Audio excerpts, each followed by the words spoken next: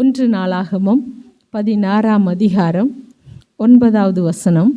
அவரை பாடி அவரை கீர்த்தனம் பண்ணி அவருடைய அதிசயங்களை எல்லாம் தியானித்து பேசுங்கள்.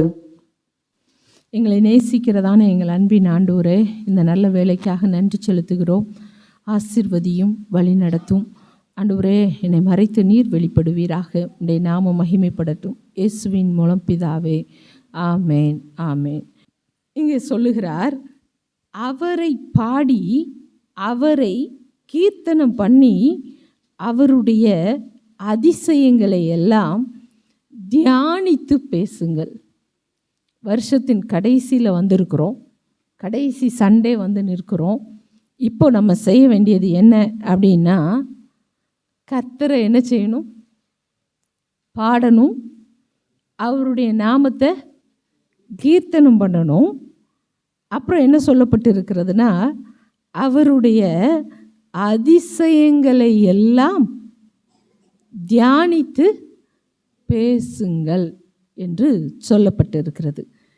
அதை இன்னொரு மொழிபெயர்ப்பில் எப்படி சொல்லியிருக்கிறாங்கன்னா, திருவிவிலியத்தில், அவருக்கு பாடல் பாடுங்கள், அவரை புகழ்ந்தேத்துங்கள், அவர் தம் வியத்தகு செயல்கள் அனைத்தையும் எடுத்துரையுங்கள்.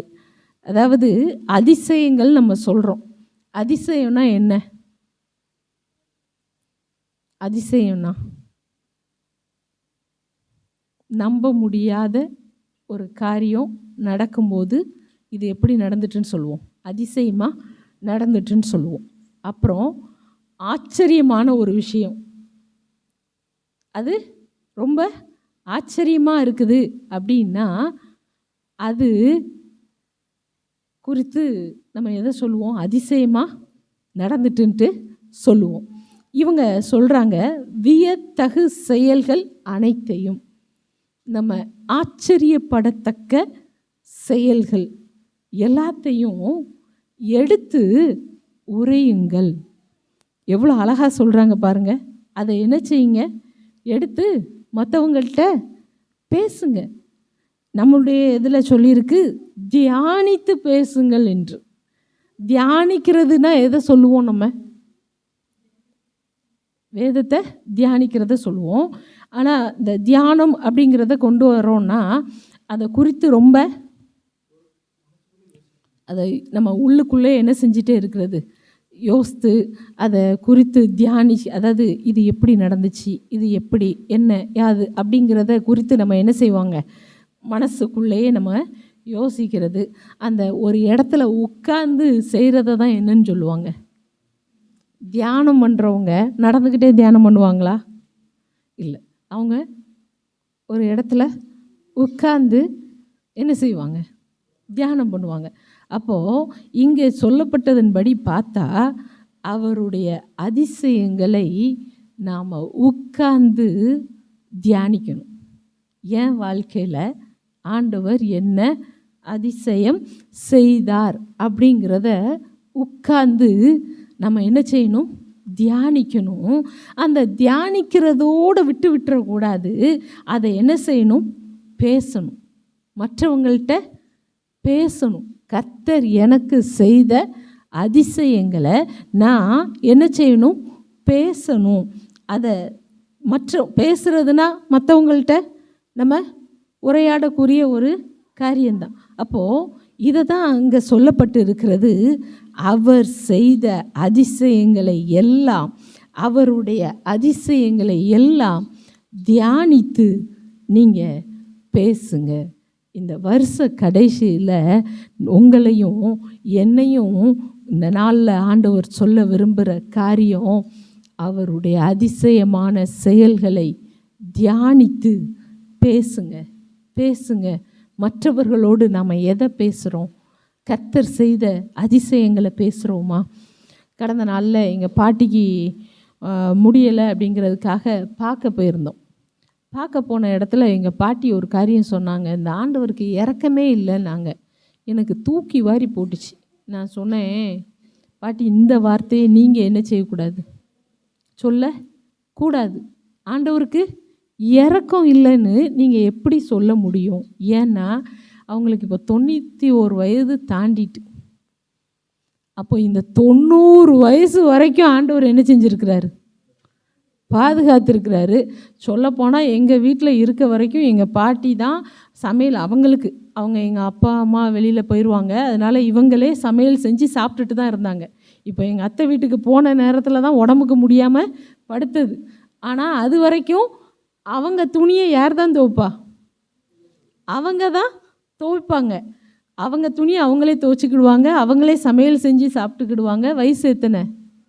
90க்கு மேலே தான் இருக்கும். 91 இந்த மாதிரி உள்ள வயதில் உள்ளவங்க அவங்க ஆக்டிவாக என்ன செய்கிறாங்க? இருக்காங்க. ஆனால் இப்போ படுத்த உடனே என்ன சொல்கிறாங்க? ஆண்டவருக்கு இரக்கம் இல்லை. அப்போது இங்கே இவங்க எதை குறித்து பேசுகிறாங்க? இப்போது நான் சொன்னேன், தயவு செய்து பாட்டி, ஆண்டவருடைய நாமத்தை நீங்கள் என்ன செய்யாதீங்க? தூசிக்காதீங்க. இது என்னது? தூசிக்கிறது தான். ஆண்டவருக்கு என் மேலே இரக்கமே இல்லை, என்னை இப்படி போட்டுட்டாரு வச்சிட்டாருன்னு நீங்கள் என்ன செய்யாதீங்க? பேசாதீங்கன்னு நான் சொன்னதுனால என் ஆளே தெரியலைன்ட்டாங்க. எனக்கு அது ரொம்ப சந்தோஷம். மற்ற எல்லாரையும் தெரியுதுன்னு சொன்னாங்க, தெரியாதுன்னு சொன்ன ஆளே யார் தான்? நான் தான்.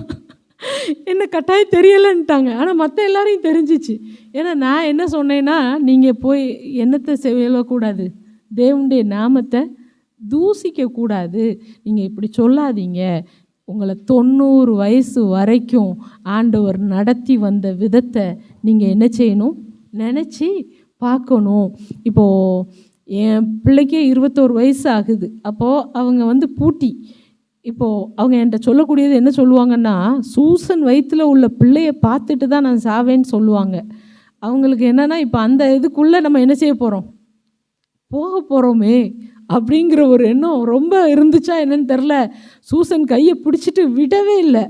ஆனால் அவங்க பேசின விஷயம் ஆண்டவர் செய்த அதிசயத்தையோ அற்புதத்தையோ எதையுமே என்ன செய்யலை, பேசலை. ஆனால் மற்ற எல்லா காரியத்தையும் என்ன செய்கிறாங்க?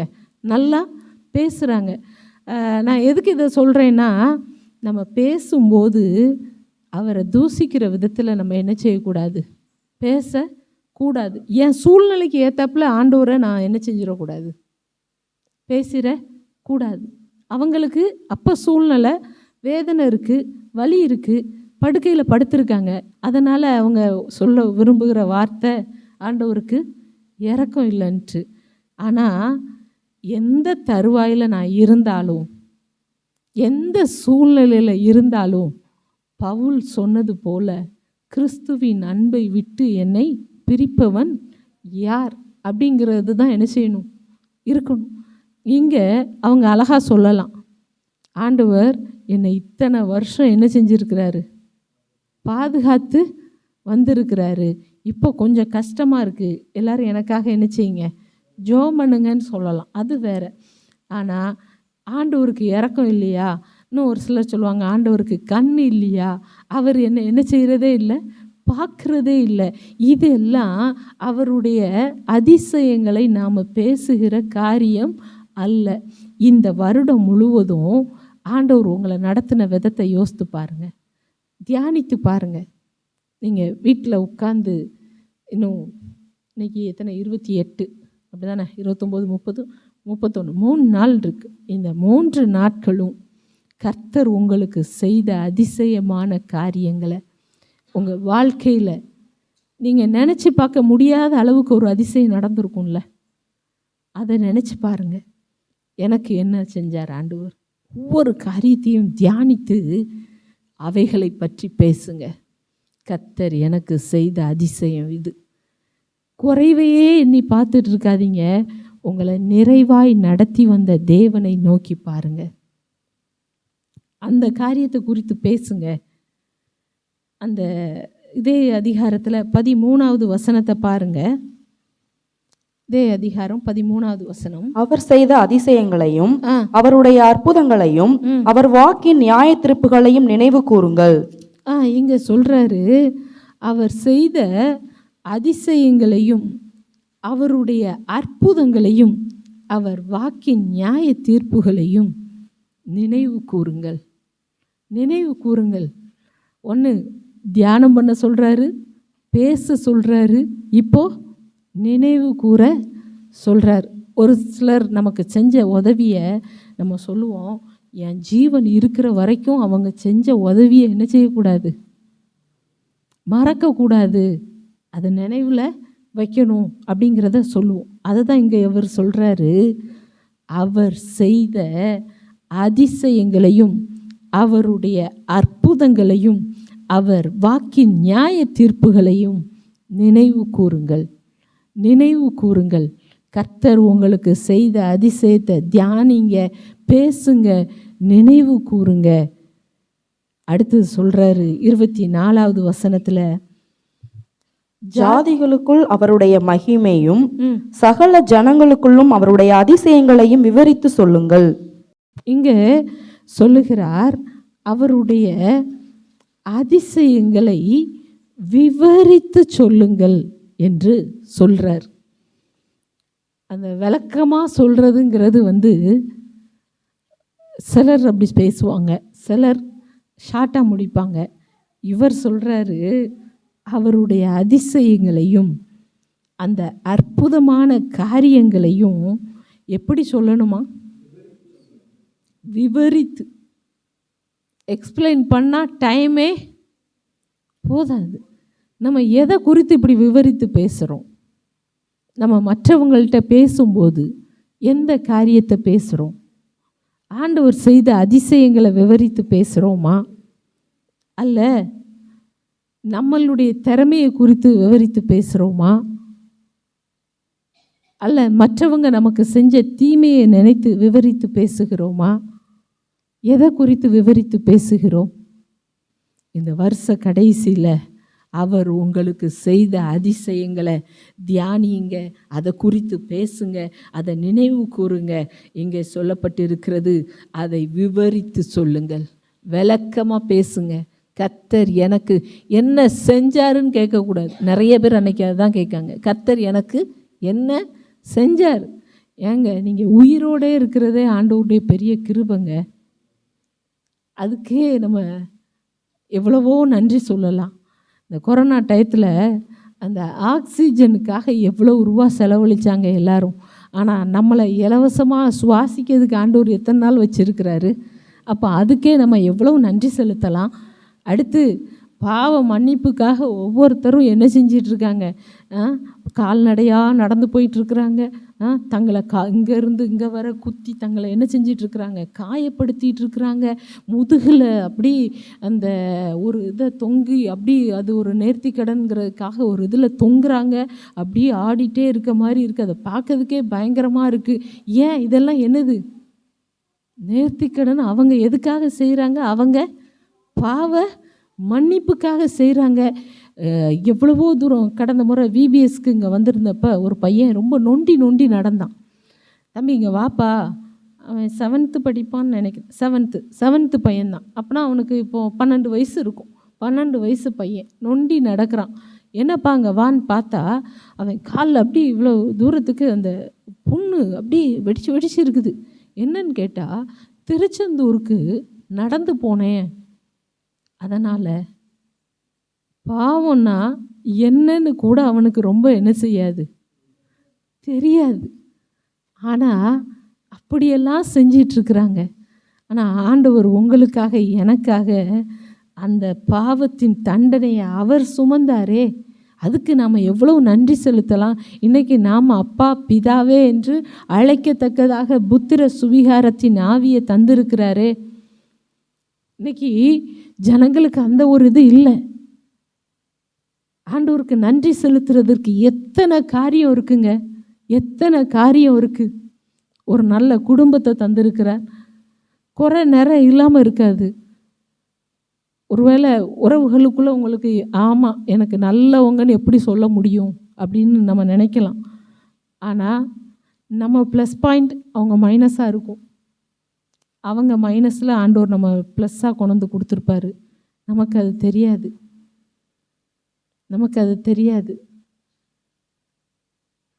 யாருக்கு தெரியும்? எஸ்தர்கிட்ட தான் சொல்லுவாங்க, யாருக்கு தெரியும் உன்னை இந்த இடத்துக்கு கொண்டு வச்சதே யார் தான்? கர்த்தர் தான் அப்படிங்கிறத அவர் சொல்லுவார். அப்போது நம்மளும் குறை இல்லாமல் இருக்கோமான்னு கேட்டால் நம்மகிட்ட என்ன இருக்குது? குறை இருக்குது. மற்றவங்கள நம்ம குறை சொல்கிறோம். அதே இது நம்மளும் ஆராய்ஞ்சு பார்த்தோன்னா நம்மகிட்ட என்ன இருக்குது? குறை இருக்குது. அப்போது அதை வச்சு நம்ம ஆண்டவருக்கு நன்றி செலுத்தாமல் என்ன செய்ய முடியாது? இருக்க முடியாது. நம்மளை விட கீழே உள்ள எத்தனையோ பேரை பார்க்கணும். ஆண்டவர் அவங்க எல்லாரையும் பார்க்கலும் நம்மளை எவ்வளோ நல்லவராக வச்சுருக்காங்க, எவ்வளோ நல்லா வச்சுருக்காங்க. எத்தனையோ பேருக்கு தங்குறதுக்கு இடம் இல்லை, வீடு இல்லை. அதை விட சொல்லப்போனால் வசதியாக இருந்தாங்க. இயற்கையின் சீற்றங்களினால் எல்லாத்தையும் ஒரு நிமிஷத்தில் இழந்து தெருவில் வந்து நிற்கக்கூடிய சூழ்நிலையில் நிற்கவங்கெல்லாம் இருக்கிறாங்க. ஆனால் ஆண்டவர் உங்களையும் என்னையும் எவ்வளோ சுகமாக வைத்திருக்கிறார். அப்போது அந்த பிலிப்பைன்ஸில் அந்த வெள்ளம் வந்து ஒரு புயல் வந்து நிறையா அழிவு வீடுகளெல்லாம் இழந்து ஜனங்கள் இருந்தப்போ சூசன் இவங்க எல்லாம் ஒரு டீமாக போய் பார்க்க போயிருக்காங்க. அவள் பார்த்துட்டு வந்து ஒரு வார்த்தை சொன்னான், அம்மா இந்த ஜனங்களை மாதிரி ஆண்டவருக்குள்ளே சந்தோஷமாக யாரும் இருக்கவே முடியாதுமா. அவ்வளோ சந்தோஷமாக எல்லாருமே ஃபேஸ் பண்ணாங்கம்மா. எங்களுக்கு அதை பார்த்துட்டு இவ்வளவு சூழ்நிலையில் வீடு இல்லை, உறவுகளை இழந்திருக்காங்க, ஆனாலும் அமைதியாக எல்லாருமே சிரித்த முகத்தோடு இருந்தாங்கம்மா. அதை பார்க்கும்போது எனக்கு ஆச்சரியமாக இருந்துச்சு அப்படின்னு சொன்னான். அந்த அளவுக்கு அவங்க தங்களுடைய இருதயத்தை கர்த்தருக்குள்ளே என்ன செஞ்சுருக்காங்க? திடப்படுத்தி சந்தோஷமாக இருக்காங்க. அப்படிலாம் பார்க்கும்போது ஆண்டவர் உங்களை என்னை எவ்வளோ நல்லா வச்சுருக்கிறாரு. அப்போ ஆண்டவருக்கு நம்ம எவ்வளவு நன்றி சொல்லலாம், எவ்வளவு நன்றி சொல்லலாம். நிறைய நேரம் நம்ம ஆண்டவர் செய்யலைங்கிறத தான் சொல்கிறோம். நம்ம ஆண்டவருக்காக என்ன செஞ்சோம், நம்ம ஆண்டவரோடு எவ்வளவு ஐக்கியமாக இருக்கிறோம், அதை நம்ம யாருமே என்ன செய்கிறதில்ல, தியானிக்கிறது இல்லை. இப்போது இங்கே இதை தான் சொல்கிறாரு, அவருடைய அதிசயங்களை தியானிங்க, அதை விவரித்து பேசுங்க அப்படிங்கிறாரு. அதை அவர் சொல்கிறாரு, நான் அதை செய்வேன்ட்டு அந்த சங்கீதம் 9:1 சொல்கிறாரு, கர்த்தாவே என் முழு இருதயத்தோடும் உம்மை துதிப்பேன், உம்முடைய அதிசயங்களை எல்லாம் விவரிப்பேன் என்று அவர் சொல்கிறார். அதிசயங்களை எல்லாம் விவரிப்பேன். அங்கே சொல்கிறாரு விவரியுங்கள்ங்கிறாரு, விவரித்து சொல்லுங்கங்கிறாரு. இங்கே சொல்கிறாரு நான் விவரிப்பேன். அப்போ அதிசயங்களை விவரிக்கணும், விவரித்து சொல்கிறதா நம்ம இருக்கணும். அந்த சங்கீதம் 26:6 சொல்கிறாரு, கர்த்தாவே நான் துதியின் சத்தத்தை தொனிக்க பண்ணி உம்முடைய அதிசயங்களை எல்லாம் விவரிப்பதற்காக நான் குற்றம் இல்லாமையிலே என் கைகளை கழுவி உம்முடைய பீடத்தை சுற்றி வருகிறேன். இவர் என்ன சொல்றாரு பார்த்தீங்களா? உம்முடைய அதிசயங்களை எல்லாம் விவரிப்பதற்காக நான் குற்றம் இல்லாமையிலே என் கைகளை கழுவி உம்முடைய பீடத்தை சுற்றி வருகிறேன். எங்கே சுற்றி வராரு? ஆண்டவருடைய பலிபீடத்தை சுற்றி என்ன செஞ்சிட்ருக்கிறாரு? வர்றாரு. உம்முடைய பாதத்தில் நான் இருப்பேன், உம்முடைய சமூகத்தில் நான் இருப்பேன் அப்படிங்கிறத அவர் சொல்கிறார். நாம் எப்படி இருக்கிறோம்? நம்ம எங்கே அதிகமாக நாட்டத்தை வச்சுருக்கிறோம்? தாவீதை போல நம்ம சொல்ல முடியுமா? உம்முடைய அதிசயங்களை எல்லாம் விவரிப்பதற்காக நான் உம்முடைய பீடத்தை சுற்றி வருகிறேன். ஆண்டவருடைய சமூகத்தை அதிகமாக நாடி தேடும் பொழுது அவருடைய அதிசயங்களை கட்டாயம் நம்ம தியானித்து தான் ஆகும். அவர் அந்த நன்றி நிறைந்த இருதயம் நமக்குள்ளே இருக்கும். இங்கே அதை தான் அவர் சொல்கிறாரு, அந்த அதிசயங்களை எல்லாம் விவரிப்பேன் என்று சொல்லுகிறார். சங்கீதம் 78:4 பார்த்தீங்கன்னா, பின்வரும் சந்ததியான பிள்ளைகளுக்கு நாங்கள் அவைகளை மறைக்காமல் கர்த்தரின் துதிகளையும் அவருடைய பலத்தையும் அவர் செய்த அவருடைய அதிசயங்களையும் விவரிப்போம். இங்கே சொல்கிறாரு, பின்வரும் சந்ததியான பிள்ளைகளுக்கு நாங்கள் அவைகளை மறைக்காமல் கர்த்தரின் துதிகளையும் அவருடைய பலத்தையும் அவர் செய்த அவருடைய அதிசயங்களையும் விவரிப்போம் என்று சொல்கிறார். நாம் இதில் ஆசாப் இது எழுதுறார். ஆசாப் எழுதின மஸ்கில் என்னும் போதக சங்கீதம் என்று மேலே சொல்லப்பட்டு இருக்கிறது. ஆசாப் சொல்கிறாரு, பின்வரும் சந்ததியான பிள்ளைகளுக்கு நாங்கள் அவைகளை மறைக்காமல் சொல்லுவோம் அப்படின்ட்டு சொல்கிறார். நாம் நம்ம பிள்ளைங்களுக்கு எதை சொல்லி கொடுக்குறோம்? நாம் பிள்ளைங்களுக்கு எதை போதிக்கிறோம்? இங்கே இவர் சொல்கிறாரு, நம்ம சந்ததிக்கு நாம் சொல்ல வேண்டியது அவர் செய்த அவருடைய அதிசயங்களை விவரித்து சொல்லணும். நம்ம சந்ததிக்கு எதை போதிக்கிறோம்?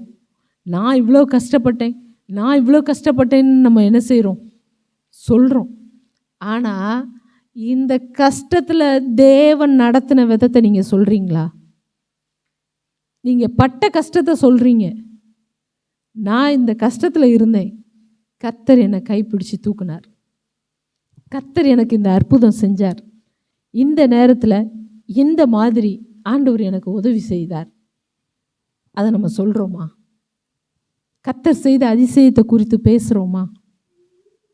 இன்னைக்கு உட்கார்ந்து அதெல்லாம் பேசினாலே பிள்ளைங்களுக்கு பிடிக்கவும் மாட்டேக்கு. ஏமா எப்போதும் என்ன சொல்லிட்டே பேசிகிட்டு இருக்கீங்க,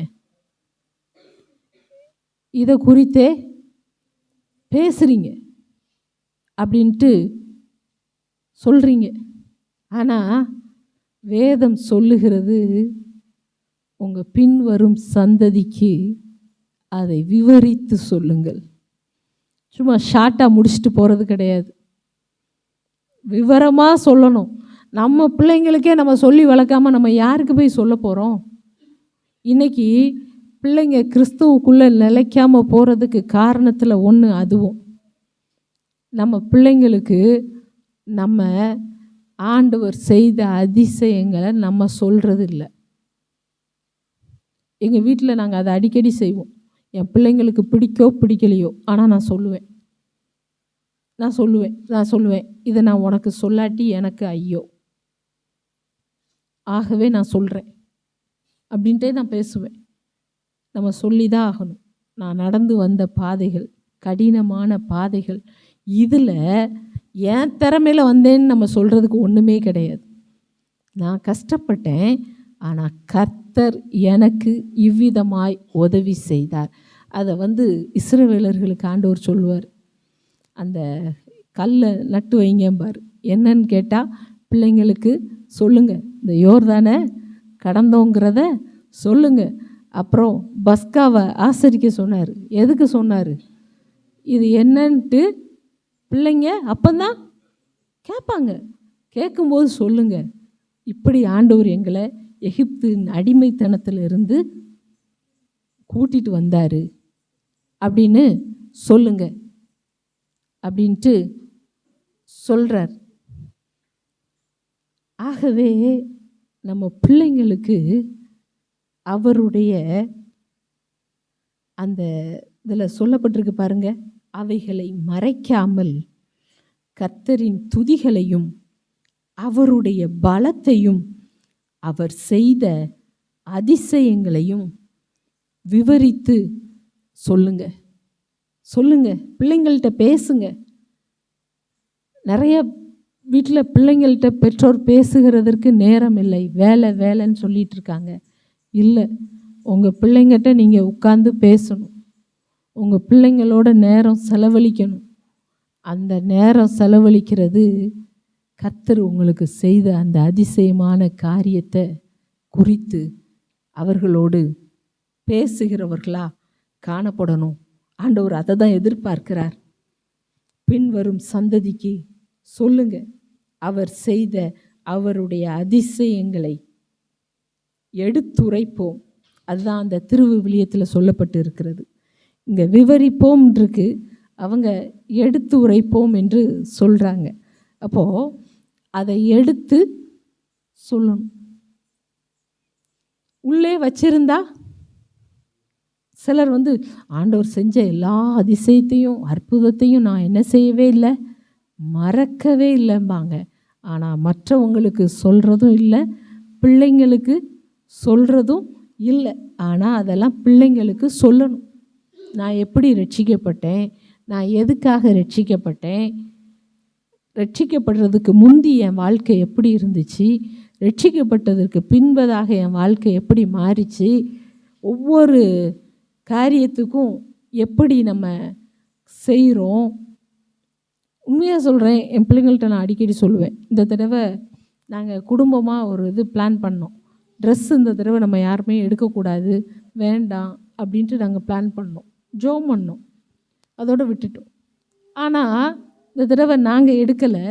எங்களுக்கு ஆண்டவர் 3-4 ட்ரெஸ்ஸுன்ட்டு கொடுத்தார். அப்போது பிள்ளைங்கிட்ட சொன்னேன், இதுக்கு ஆண்டவருக்கு நீங்கள் என்ன சொல்லணும்? நன்றி சொல்லணும்.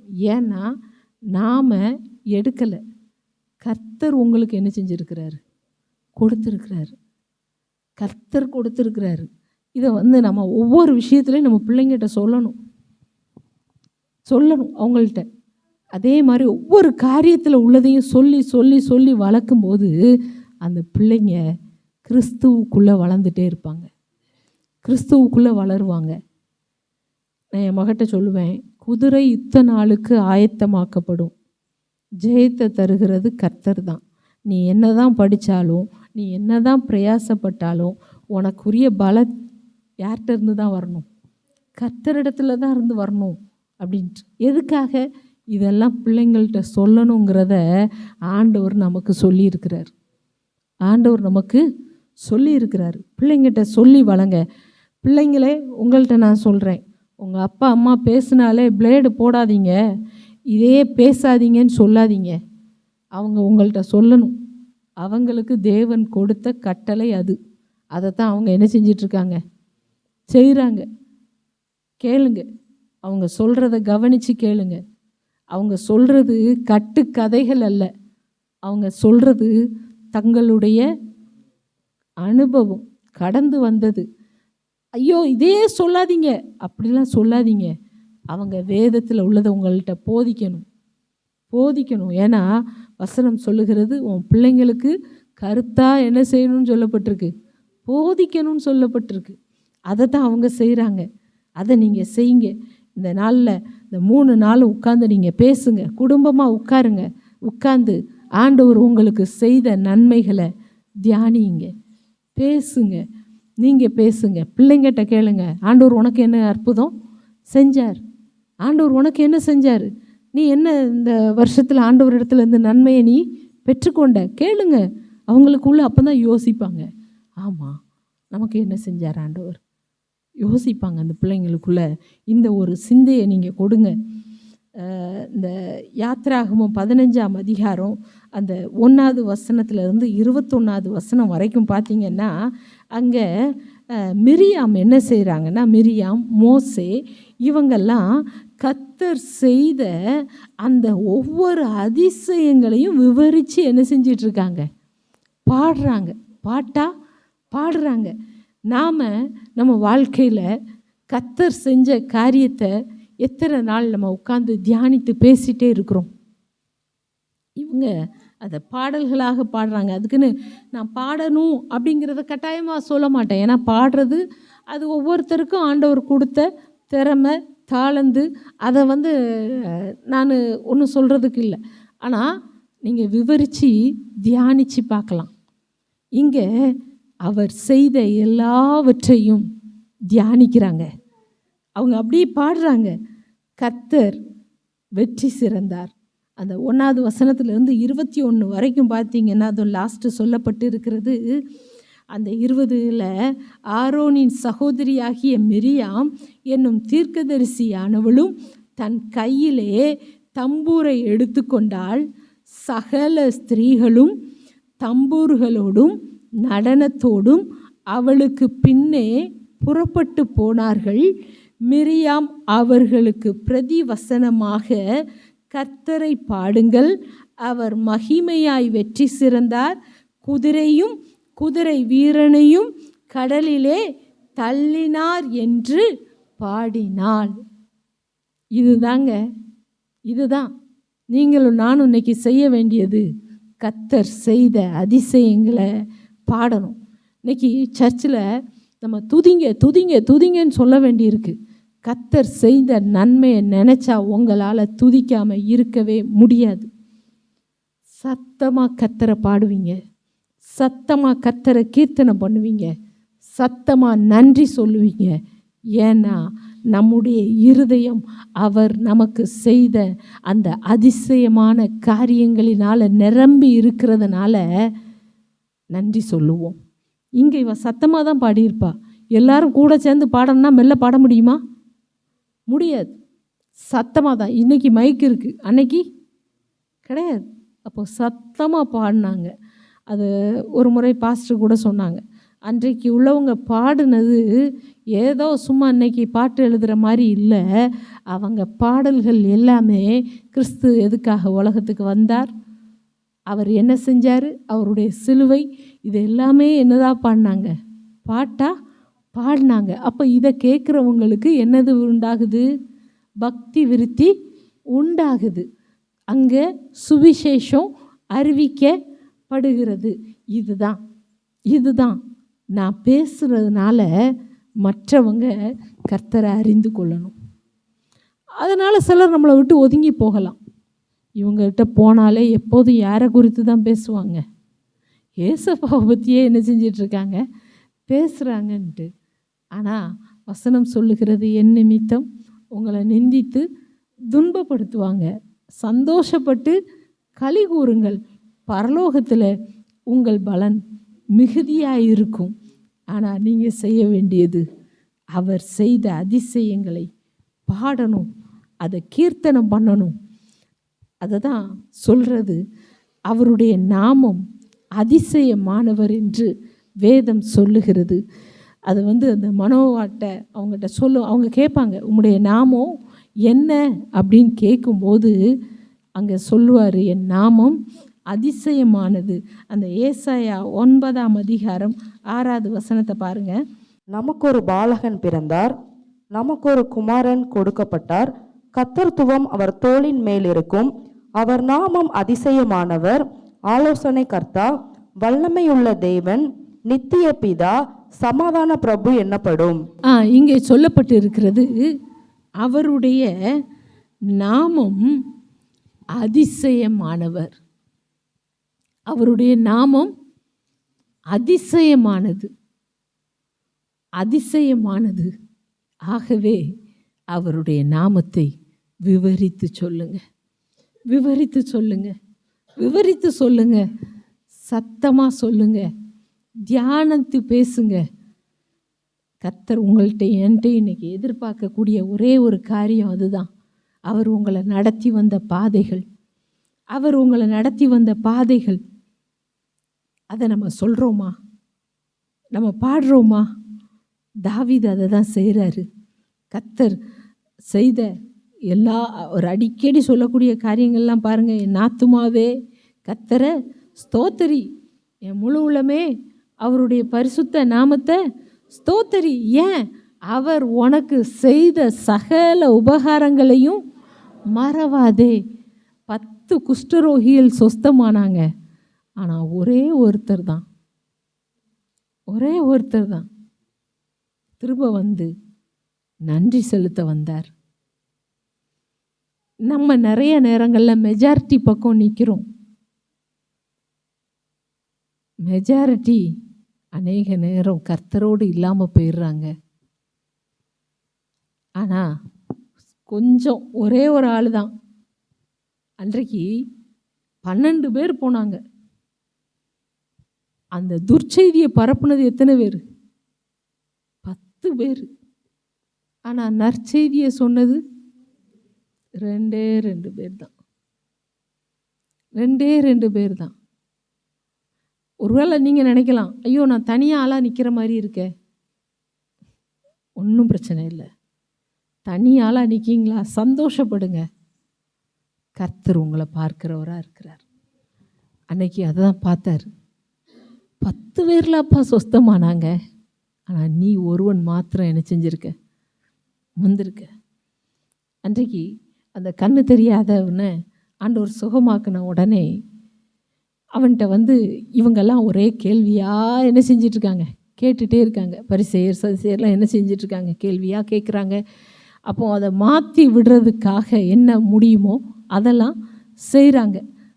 பேரண்ட்ஸு ரொம்ப ரொம்ப விவரமாக என்ன செய்கிறாங்க, தப்பிக்காங்க. இவன் யார், பெரியவனா இருக்கிறான், இவன்ட்டே நீங்கள் என்ன செய்யுங்க, கேட்டுக்கோங்க. ஆனால் அவன் சொன்னான், ஏன் நீங்களும் இதில் கிறிஸ்துவோட சேர்றதுக்கு உங்களுக்கும் விருப்பம் இருக்கா, மனதாக இருக்கிறீர்களா என்று கேட்டான். அவன் சொன்னான், எனக்கு விடுதலை கொடுத்தது யார் தான், இயேசு தான். அந்த ஒரு இதோட விசுவாசத்தோட இருந்தது மட்டும் இல்லை, அதை சொன்னான். யாருக்கும் என்ன செய்யலை, பயப்படலை. அவங்க பெற்றோர் என்ன செஞ்சாங்க, பயந்தாங்க. அவங்க பயந்தாங்க, ஏன்னா அவங்க சொல்ல விரும்பலை. இவன் பெரியவன், இவன்கிட்ட என்ன செஞ்சுக்கோங்க, கேட்டுக்கோங்க. ஆனால் கர்த்தர் செய்த காரியத்தை விவரித்து சொல்லுங்க. ஒருவனாக மட்டும் நிற்கன்னு நினைக்காதீங்க, அந்த ஒருவனாகவாது நான் இருக்கிறேன்னே நினச்சி ஆண்டவருக்கு நன்றி செலுத்துங்க. மெஜாரிட்டியை பார்க்காதீங்க, தனித்து விடப்பட்டிருக்கிறத பார்க்காதீங்க. கர்த்தர் உங்களுக்கு செஞ்ச காரியத்தை சந்தோஷமாக மகிழ்ச்சியாக எல்லாருக்கும் சொல்லுங்கள், எடுத்து கூறுங்கள். அதை தான் ஆண்டவர் உங்கள்கிட்டையும் என்கிட்டையும் அதை தான் எதிர்பார்க்குறாரு. நாம் அதை தான் செய்யணும். அவர் நாமம் அதிசயமானவர். அந்த அதிசயமான நாமத்தை எத்தனை பேர் சொல்ல விரும்புகிறீங்க?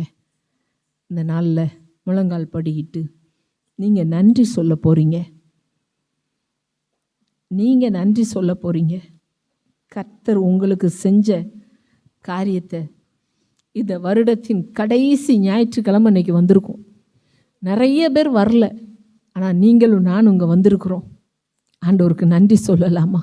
ஆண்டவரே, நன்றி நிறைந்த உள்ளத்தோடு நான் வந்திருக்கிறேன் ஆண்டவரே. நீர் என் வாழ்க்கையில் செய்த எல்லா அதிசயங்களையும் குறித்து நான் பேசணும்ப்பா. அதை விவரித்து நான் பேசணும், அதை தியானிக்கணும், என் பிள்ளைங்களுக்கு நான் போதிக்கணும், அதை நான் கருத்தாக போதிக்கணும்ப்பா. தாவீதை போல நான் விவரித்து சொல்லணும். அவர் சொல்கிறாரு, நான் விவரிப்பேன் என் முழு இருதயத்தோடும். அந்த இதில் அதுதான் சொல்லுவார், என் முழு இருதயத்தோடும் நான் அவரிடத்துல அவர் எனக்கு செஞ்ச காரியத்துக்கு நன்றி சொல்லுவேன். கர்த்தாவே, என் முழு இருதயத்தோடும் உம்மை துதிப்பேன், உம்முடைய அதிசயங்களை எல்லாம் விவரிப்பேன். எப்படி அவரால் முடியுது? அவர் இருதயம் முழுவதும் கர்த்தரை துதிக்கிற அந்த துதியினால் நிரம்பி இருந்துச்சு. அப்போ தான் அவருடைய அதிசயத்தை விவரிக்க முடியுது. துதிக்கிறதுக்கு இருதயம் இல்லாமல் அவருடைய அதிசயத்தை நம்ம விவரிக்கவே முடியாது. நன்றி சொல்லாமல் இருக்கவே முடியாது, பல நன்மை செய்த இயேசுவுக்கே நன்றி நன்றி நன்றி என்று சொல்லி நான் துதிப்பேன், நாள்தோறும் போற்றுவேன்,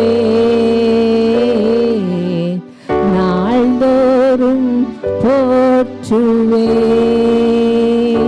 நன்றி சொல்லாமல் இருக்கவே முடியாது, பல நன்மை செய்த இயேசுவுக்கே நன்றி நன்றி நன்றி என்று சொல்லி நான் துதிப்பேன், நாள்தோறும் போற்றுவேன், நாள்தோறும் போற்றுவேன். எத்தனையோ நன்மைகளை என் வாழ்வில் செய்தார்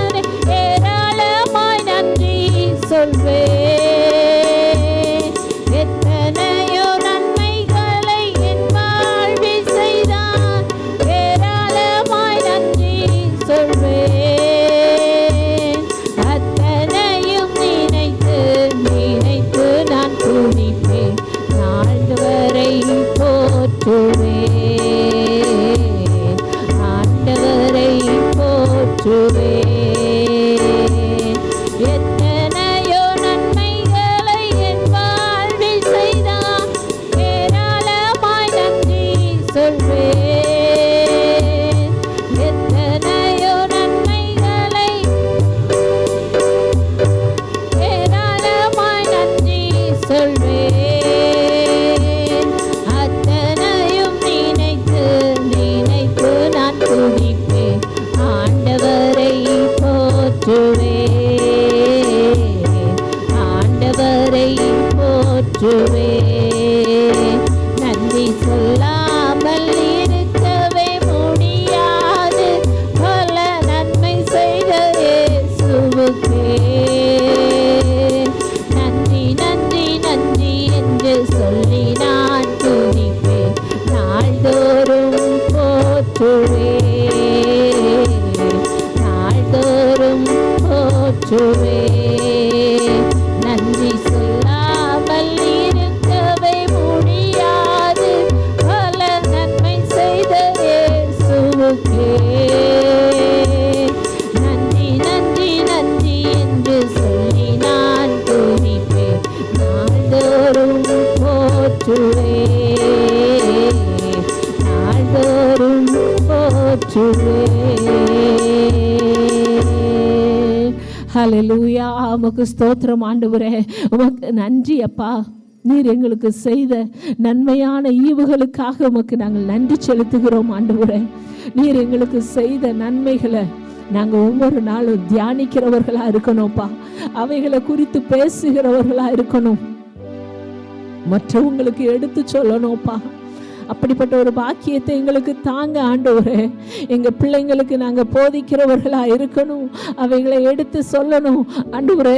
மிரியாமை போல ஆண்டவரே, மோசையை போல நாங்கள் அதை பாடல்களாய் பாடுகிறவர்களாய் நீர் எங்களுக்கு செய்த நன்மைகளை நாங்கள் பாடலாய் பாடி உம்முடைய நாமத்தை மகிமைப்படுத்தணும்ப்பா.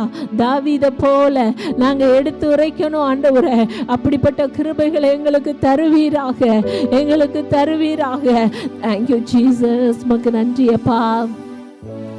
எங்களை நேசிக்கிறதான எங்கள் அன்பின் ஆண்டவரே, இந்த நல்ல வேலைக்காக நன்றி செலுத்துகிறோம்.